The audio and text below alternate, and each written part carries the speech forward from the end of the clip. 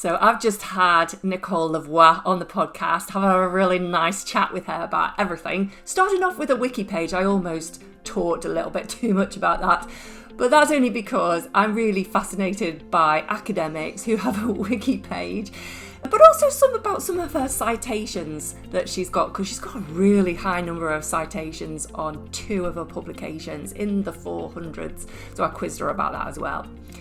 I mustn't forget that she is coming to the WiSEAN annual conference this year, 2026 in July. She's coming to give a speech. I'm really looking forward to the content. It sounds great, really relevant. I'm looking forward to meeting her in person as well.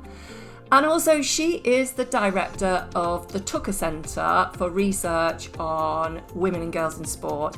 And she was talking about all the activities that are involved in that. Not only podcasts she does, but also there's a Coaching Her programme that she talked passionately about, and other activities, internship activities, and a report card that she does. Really go and have a look at that, because the work that's coming out of there is fantastic. We also talk about collaboration opportunities, getting involved in the Tucker Centre, but also collaborating between research centres. Enjoy the podcast. So Nicole, you've actually got a wiki page, and this is where I got a lot of my information about you. Yeah. Could you just say, first of all, is that wiki information accurate? Because I know some people say to me, oh yeah, I've got a wiki page, but there's some of it that's a little bit not too accurate. Have you seen your own wiki page? No, I have not. So I better look. Yeah. I didn't know that. I learned quite a bit about you then, and it gave a bit of background, and then it went immediately on to your activities that you do as part of the Tucker Centre. Okay. Now, I know the Tucker Centre, but for any listeners who are not aware of this, maybe they're outside of the US or outside specifically what you do, can you just give us a little bit of a background about what the Tucker Centre is, how it developed, and what the key messages are? Yeah, happy to talk about the Tucker Center. So the long name is the Tucker Center for Research on Girls and Women in Sport. It's a kind of a mouthful, and a lot of people just say Tucker Center, and some people say Tucker Institute, but I prefer Tucker Center. We are the first research center of its kind in the world that's housed in a large research university to study girls and women in sport and the impact on them and their families and communities. And we were founded in 1993 by a generous gift from Dr. Dorothy Tucker. I get that question a lot. Who is Tucker and what's the story? She wanted to found something unique. And at that time, it was 20 years post Title IX here in the US. And there wasn't any research center, and she wanted to be part of something unique. So she gave us a bit of an endowment to get going, and we've been going almost 35 years since. And I learned recently that most research centers in universities, their lifetime is only 3 years on average. Wow. So I feel pretty good about the longevity of the Tucker Center and really proud of that work. And we have a threefold mission. We do education, and that's undergrad, grad, internships, community workshops in terms of outreach. That's our second piece of our mission, is being involved in communities, whether it's local, regional, national, or now international increasingly. And research. And we try to live out our mission by focusing on those 3 core components. And I've been the director for about 5 years, but I've been involved in the Tucker Center since I was a graduate student in the mid-90s. So it's been fun to see the evolution of the Tucker Center and be part of its growth. It didn't actually say that on the wiki page about when you'd taken over as director. So we'll add that bit in then. Okay. Yeah. Good information, new information. New information. Yeah, I better check out that wiki page. Another maybe slightly more credible source is just my website, which is nmlavoi.com. That I update myself. So the wiki page, not so sure. Now, I'm only going to go from my perspective here and what's happened in the UK in the last sort of 5 years or so, is that some universities have started up a research centre specifically looking at exactly what the Tucker Centre is doing, but focusing on research in sport for women and girls. And sometimes I wonder whether there's a competition element there Mm. because they're starting it within one university. I kind of get it. It makes a lot of sense. And if you wanted to do research on women and girls in sport, you might gravitate towards that university. With your centre, with it being housed at the University of Minnesota, does that then also lead to that it just becomes a Minnesota thing rather than a international thing or a national thing? Is Mm. the collaboration between other research centres? How does it work for you? Yeah, that's a great question. And, like I said, we were the first. And when we started, we were the first and only. Now we're not the only, but we were the first. And, there has been a proliferation of research centers around girls and women in sport or female athlete health. And I am welcome to the table, because there's so Exactly. much work to do. I never see it as a competition. That is just not productive way of framing this space right now. I think of it as welcome in, and how can we work together in our own ways? That's a win-win. So I think the Tucker Center, what we're known for is more the psychosocial cultural aspects of sport for girls and women. And other centers have different foci around Focuses. health or high performance or elite athletes. And that's great. So I think I've given this a lot of thought lately, is with all these centers coming online, how do we stay relevant in this space? And I think we've landed on the fact that we do the psychosocial cultural piece, and have had a lot of conversations with the directors of these new centers lately about how can we collaborate, because what I'm concerned about, Jackie, is that we will recreate the wheel, and Yeah. we cannot afford to recreate the wheel. There's plenty of work to be done.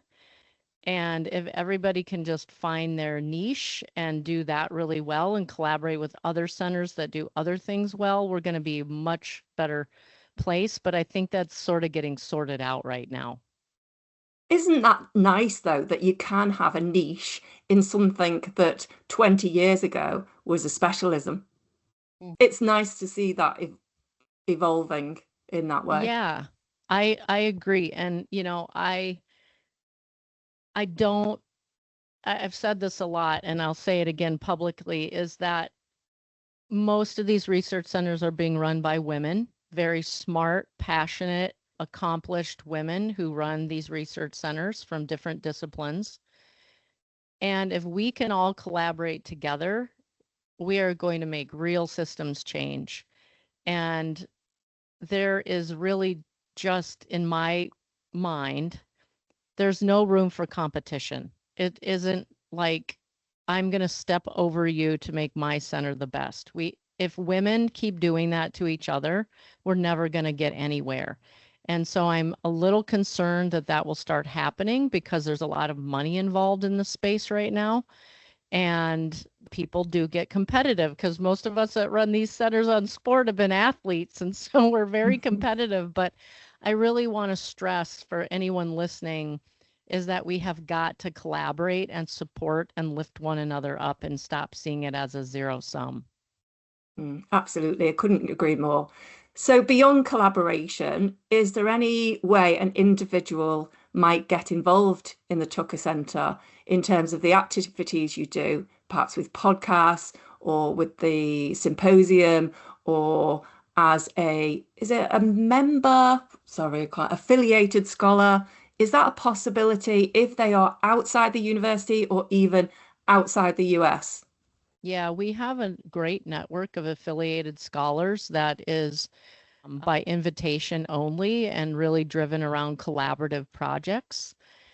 We have a very rich collaboration with the Japanese Center for Research on Women in Sport, J. Cruz for short. We have a visiting scholar here right now, Dr. Natsui Koikawa, who's an exercise physiologist. So she's here with us till December of 26. So that's been really fun. So we have visiting scholars, we have affiliated scholars, we have internships, we have distinguished lecture series, women coaches symposium. The issue with this is that because this is a hot space right now, we have an abundance of riches. We have a lot of people that want to be involved in our work, and we just don't have the bandwidth to involve all of the people that want to get involved. So it's not anything that is exclusionary. It's just that we don't have the bandwidth to, onboard hundreds of people that want to get involved in our work. So we have to be very selective in terms of how we collaborate together. And out of all those activities that you've listed, which has been your baby, your creation, or Oh the one that gosh. you've been involved with the most? Which are you the most Oh, proud of? that's a great question. One that I didn't mention that has really been my baby, and I'm sort of really been thinking about the mentoring the next generation a lot lately as I'm sort of in the waning years of my career and passing the baton off to the next generation of young women. We had started an internship program around a summer Tucker Center gender equity internship program about 15 years ago. And some of those interns, to see what they're doing now and how they've grown and are changing the system in their own way, that's probably the program I'm most proud of because it impacts. I can see and feel the direct impact it has on these young women. So I would say that one is probably the thing I'm most proud of. You can see that impact then directly, and you can also see it, am I correct here, with the scorecard, with the women's coaching scorecard, is that's what it's called, where you Yeah, can look at the changes or improvements even in terms of the numbers of women getting involved in sports coaching. Is that right? yeah. Yeah, our Women in College Coaching Report Card, we started 14 years ago. So a lot happened about 15 years ago. I started the internship, we started the report card, we started the Women Coaches Symposium. So that was 2012 was a very busy year. And I think that was the time when I sort of got real with myself and said, okay, who do you want to be and what impact do you want to make? And because I had a lot of disparate lines of research going and it just was not sustainable. And I think coming from a sport coach background and a college athlete and seeing the disparity of women coaches and caring very deeply about that issue, I made a pivot there to kind of solely focus on that. But the Women College Coaching Report Card, we give grades A through F to institutions, college conferences, and sports. And that has been really impactful. And oh gosh, I could talk for hours about what I've learned through doing this report card and how it's made an impact. So I am really proud of that. Sorry about calling it scorecard and That's not okay. report card. I think that's There's what I a, called it the anyway. Sydney scorecard, there's other mechanisms. It's definitely an accountability mechanism for people in positions of power. So On to the impact then, and with your own research. Your research specifically has made an impact because I looked on your, I think it was Google Scholar page, and it automatically gives the number of citations you've got. And I looked at the top two, and you've got over 400 citations oh on each. wow. Did you not know this? On each of the papers. Well, some of us are probably thinking, God, even if somebody actually opens the document and reads it, actually delighted. That's a You've win. got actually people citing it, and that's actually a really high score. Is there anything that can account for that or that we can learn from you regarding that? Well, I think it really started, okay, back in 2012 again, when I published with then doctoral student Julia Dutov. We published the Barriers and Supports for Women Sport Coaches paper that used the ecological model to really summarize what the literature was saying around the barriers and supports at each level, societal, organizational, interpersonal, individual, because it's just the way that I think. And what I really wanted to accomplish with that paper was, what do we know that can support women? What do we know that impede women sport coaches? And then where are the gaps? And when I laid that paper out, I had no idea that it was going to be so influential in spurring other people's lines of research. So that has been really cool to see the impact of that paper in 2012, and one that continues to get cited, I believe. Exactly, and it's 2012, so you're not even saying this was something you published years and years ago, which can explain the citations. This has been a recent hit, so it's Pretty great. recent, yeah. And did that lead then to your book on women's sport coaching, coaching and women's sport? Have I got the title right this time? Or did the Women in sport coaching. book coaching, did Yeah. the book, which came first?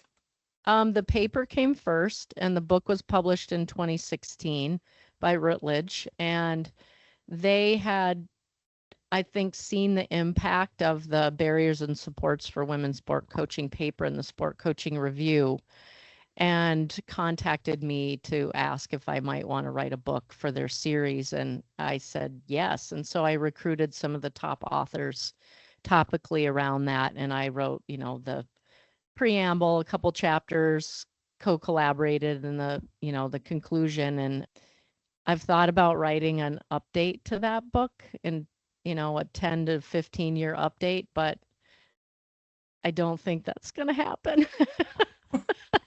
And can you say why?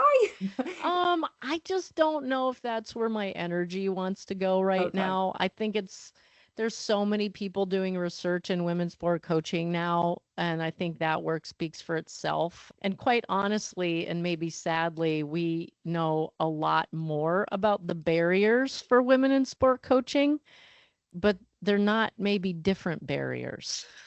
Mm. They're the same old barriers of sexism and misogyny and homophobia and ageism and maternal bias. A lot of the barriers haven't really changed. So I don't want to write sort of another version of the book with, you know, we've come so far and yet the barriers are the same. So I am not sure the book would look all that different.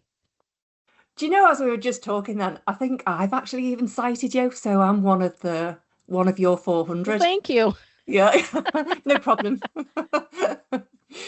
And you say you haven't got quite the energy, or that's not where your energy is being directed at the moment. And you explained other reasons as well. Where is your energy being directed currently, or what's on the horizon for you? Yeah. My energy right now is going towards, as I mentioned earlier, mentoring the next generation of young women, not just scholars, but young women that want to go into the industry, into nonprofits, some in higher ed, some in sport coaching, whatever direction they want to take, is to support them and lift them up and help them develop skills to pursue their goals. So that's one piece where I feel really strongly about. The second place my energy is going is into coaching her, is coaching her, which is our free digital platform to upskill coaches of girls ages 11 to 17. That's powered by Nike. When we started that, coaching her, it lived in my head for years, and I got the opportunity to bring it to life with support from the industry. And this coaching her has taken on a life of its own and is its own full-time job for me right now, on top of directing the Tucker Center and being a faculty member and teaching and all the other things that I do. So a lot of my energy right now is standing up our coaching her team. It's gone from me and a grad student to a team of 8. And so Wow. a lot of my energy is going towards growing that and around the world, and making sure that people know it exists and that they're using the evidence-based, rigorously tested Mm. content on our site at coachingher.com. How does that work then if it is a free resource and you've got a team of 8? How is that sustainable financially? Do you see my gray hair? Okay. Well, that's the constant battle with a tool that's free is how do you sustain and support it? So right now, a lot of our funding is coming from industry partners, primarily Nike, that's helped us kick this off and supported it. But as we grow and the demand increases, we are now looking for other sources of funding for other partners that want to come on and support operations, programming, content development. And we're in some really exciting conversations right now. But, for anybody listening that wants to jump in and be part of Coaching Her, which really is a unique tool because of the rigor that's involved in developing and testing it. There are a lot of coaching content out there, which some of it's great, some of it's not, but ours distinguishes because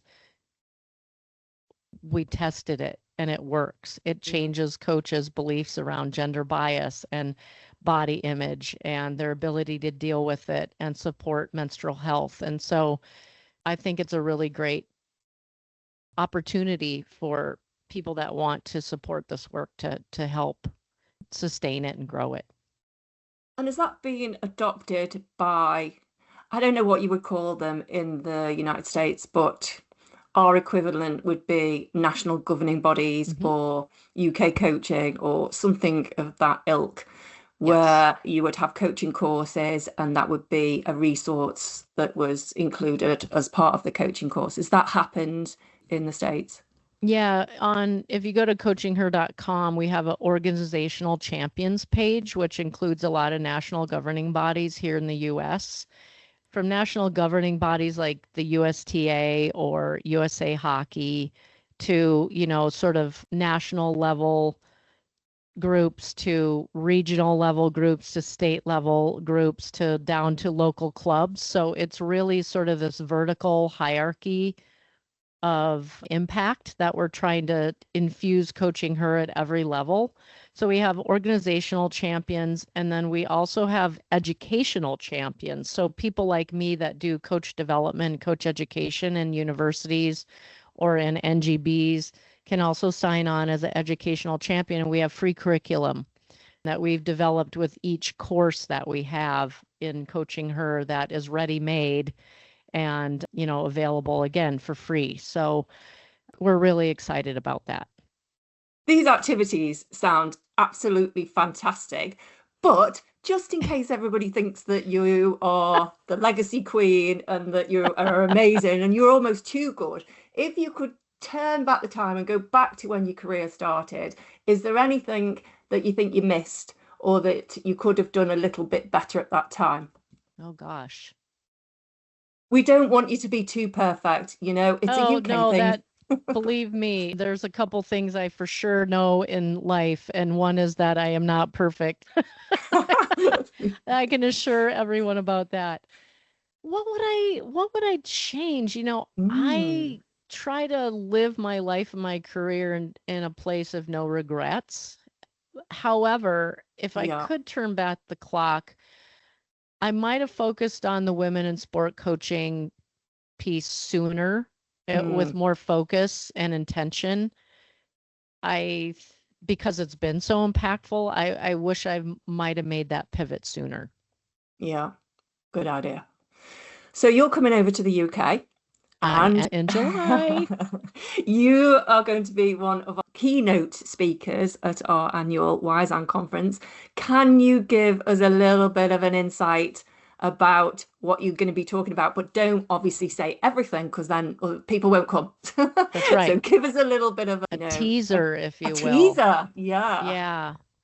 Well, I just had a sort of run a show call with Verity Postlewaite, and we talked about this. And I think the direction I'm going to go is to talk about the academic translational piece to make impact in communities. I think that's one sort of a sneak peek behind the curtain is something that the Tucker Center and the Tucker team is really good at is to do world-class research, but then translate it to impact in the communities that need it most. So I believe I'm probably going to go in that direction and give a little bit of a case study and insight into how we do that, because it's very intentional. I mean, people see sort of the public facing pieces that the Tucker Center and the Tucker team produces, but the back end of that, it doesn't happen magically. Mm. And so how do you help other people who want to make impact for girls and women in sport? How do you empower them to do it in their own way, but from the learnings that we've had with the Tucker team? I think that's what I'll talk about. I think that's a good idea. I think that'll go down a storm. I think it's really relevant. It'll be brilliant. Well, we'll see about that, Jackie, but I'll do my best. Well, thanks ever so much for coming on the podcast. I think we've had a nice chat about everything to do with the Tucker Center, your activities, your lifetime achievements, and, a little bit on your things that you might have regretted not doing things sooner. Thanks ever so much for joining me and chatting about these things. You're very welcome. Thanks for the invitation.